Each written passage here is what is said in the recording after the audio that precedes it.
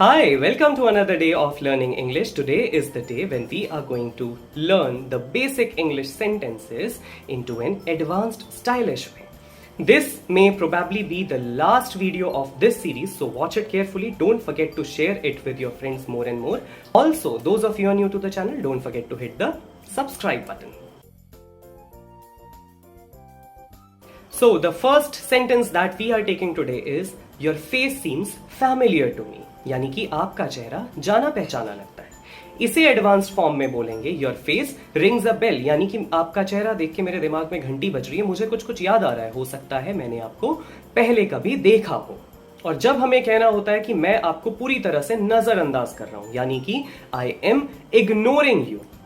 Advanced stylish form में हम कह सकते हैं, टॉक टू माई हैंड. आपने ये सुना होगा, कपिल शर्मा शो एक्चुअली जब कॉमेडी नाइट्स हुआ करता था तो वहां पर one of the characters name Palak used to utter this line, talk to my hand, यानी कि मैं आप जो भी बोल रहे हैं, अच्छा बुरा, मैं उसे इग्नोर कर रहा हूं या कर रही हूं, मुझे फर्क नहीं पड़ता आप क्या कह रहे हैं. Talk to my hand. Next is, उसके पास बहुत सारा पैसा है. She has got a lot of money. Now to say this in an advanced way, we say she is completely और शी इज एब्सोल्युटली लोडेड. वो पूरी तरह से लदी हुई है पैसे से. जैसे कहते हैं ना, पेड़ लदा हुआ है, पेड़ है क्या पैसे का, तो उसी तरह से वो पैसे का पेड़ समझ लीजिए, और वो पैसे से इस कदर लदी हुई है कि उसको कोई लिमिट ही नहीं है कि वो कितना खर्च कर सके.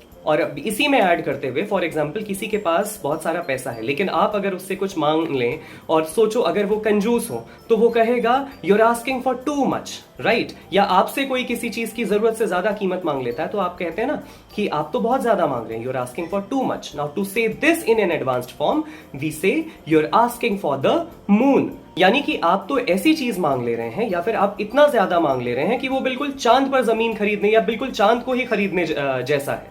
तो you are asking for the moon.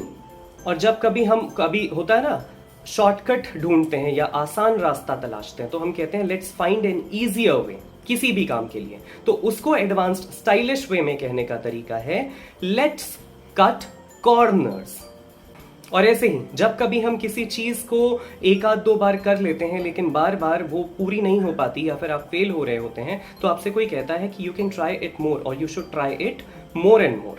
ठीक है, तो उसे भी एडवांस स्टाइलिश फॉर्म में कहते हैं, you can try it a few times. आप इसे कुछ और बार कीजिए या करके देखिए, या आप कर सकते हैं, आप कुछ और बार, एक आध बार ज्यादा कर सकते हैं. You can try it a few times.